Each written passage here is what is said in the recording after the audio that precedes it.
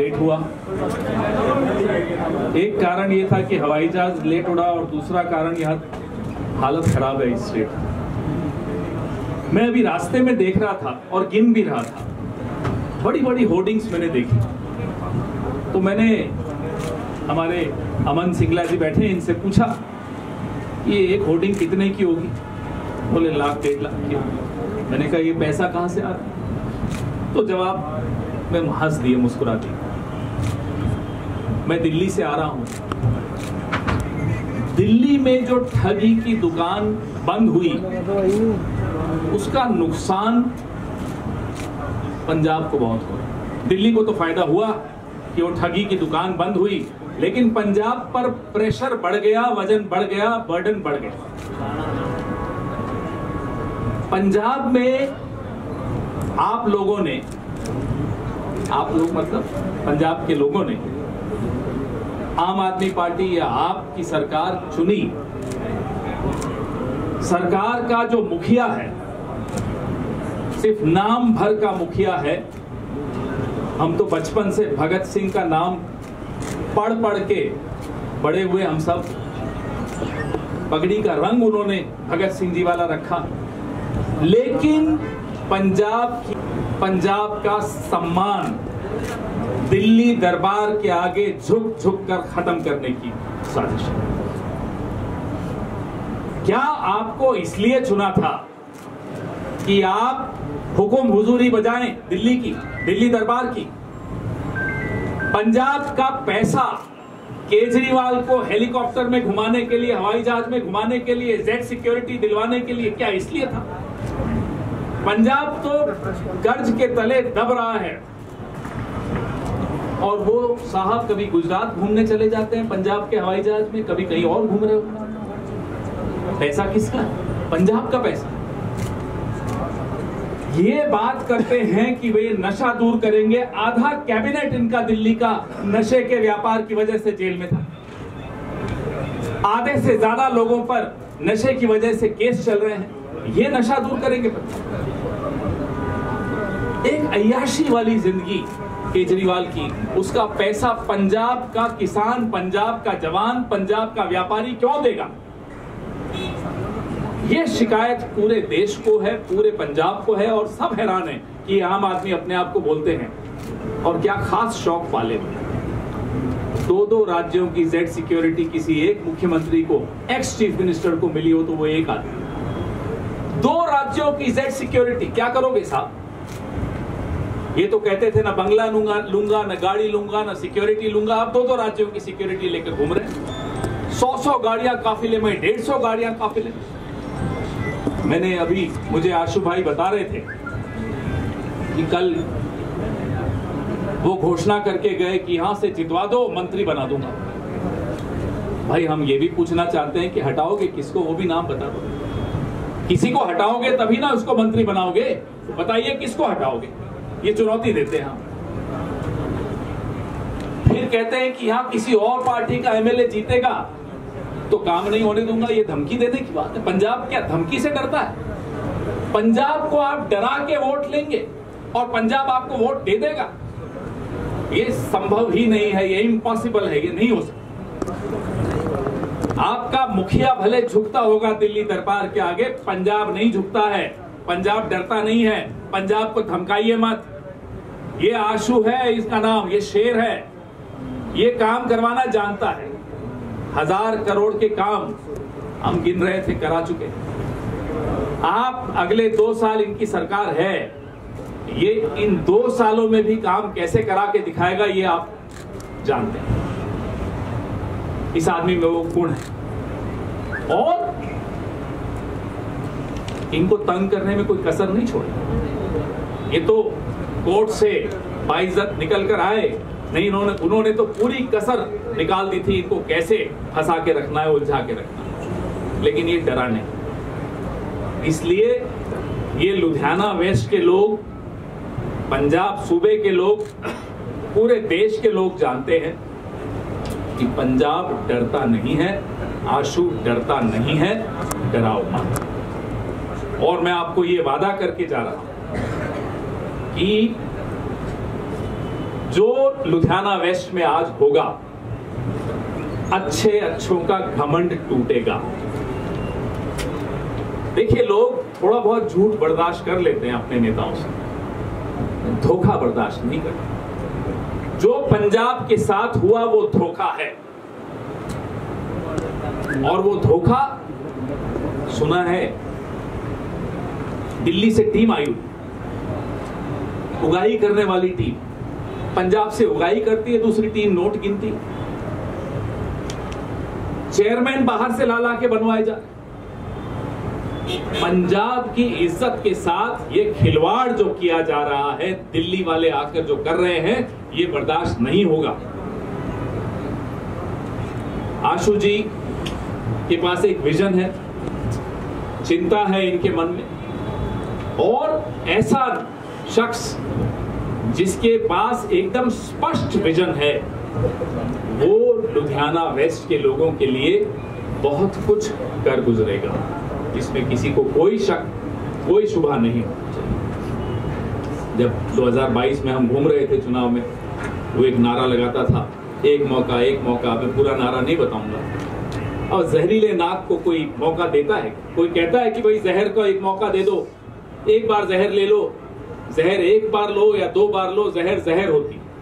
और अब उस जहर को खत्म करने का समय आ गया है। उसका पहला कदम भाई आशु को जिताने का होगा। उसके बाद 27 के पहले फिर आएंगे और कदमों की पर भी चर्चा करेंगे। लेकिन अब पंजाब निजात चाहता है, अब पंजाब आजादी चाहता है इन लोगों से, और इन लोगों से आजादी लुधियाना वेस्ट के लोगों के वोट से ही मिलना शुरू होगी।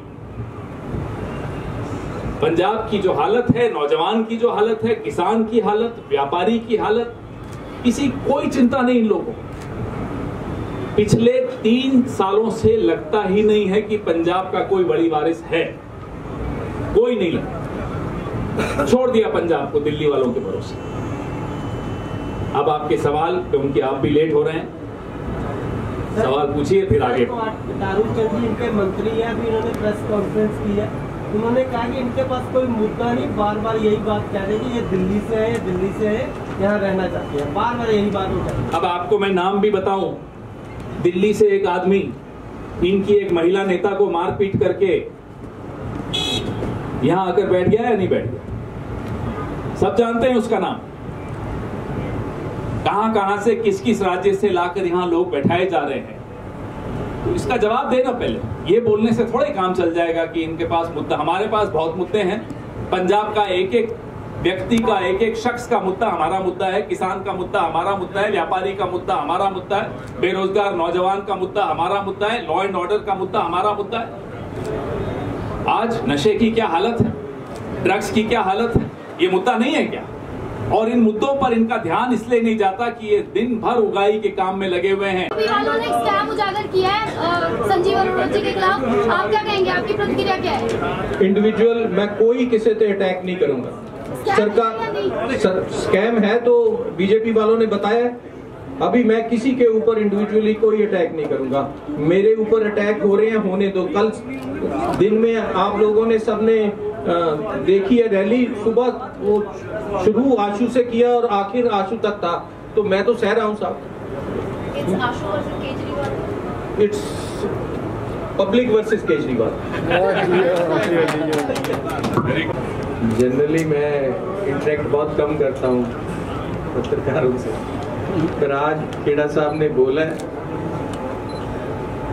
साहब इलेक्शन तो बन चुका, लोगों का मन तो बन चुका, अब घबराहट है जो सामने आ रही। ये घबराहट ही है कि वो हमारे वर्करों के ऊपर पर्चे दे रहे हैं, हमारे वर्करों को उठा रहे हैं, ले जा रहे हैं। ये घबराहट ही है उनकी कि खुद ही समन भेजते हैं और बाद में अपना एसएसपी सस्पेंड करते हैं। ये घबराहट है उनकी भी। आज जैसा माहौल बन चुका है उनके हाथ से निकलता जा रहा है।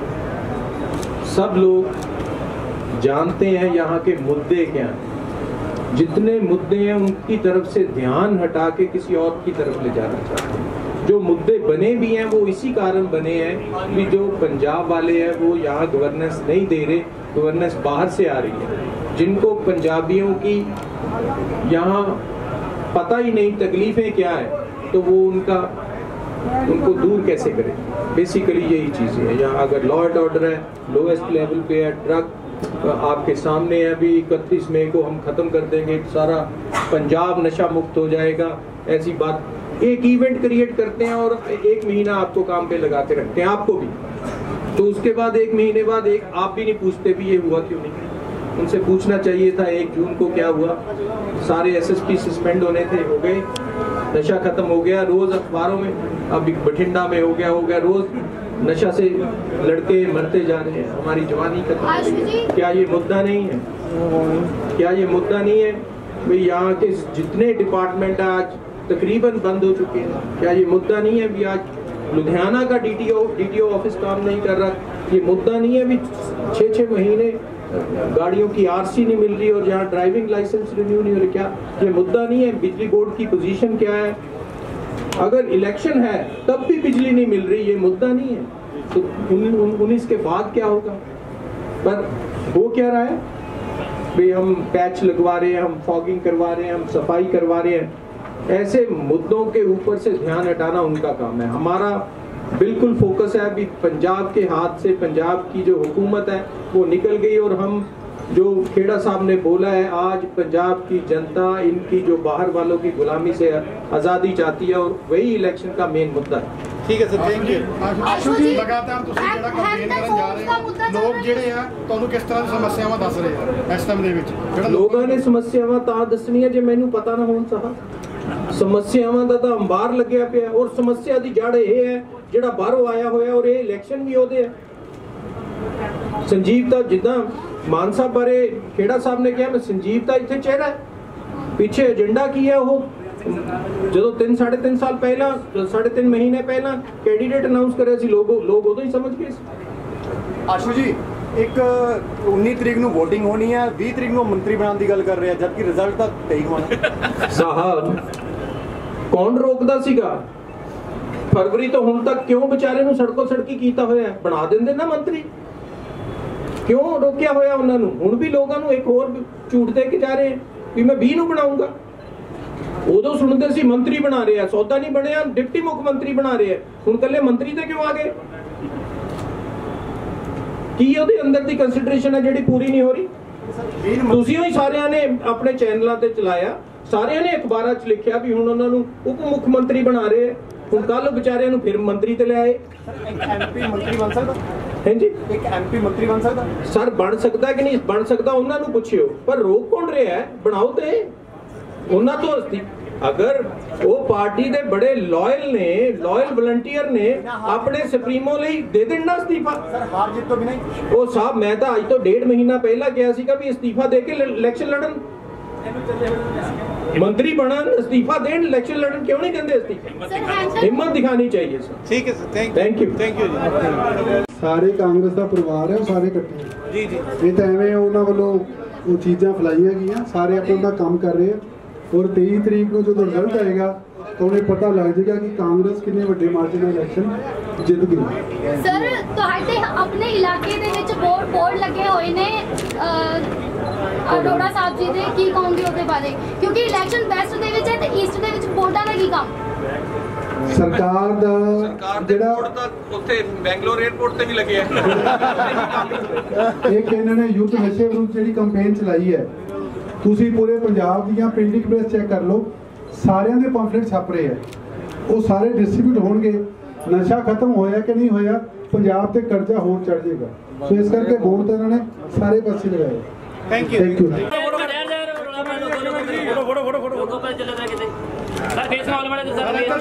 ਹਾਂਜੀ ਹਾਂਜੀ।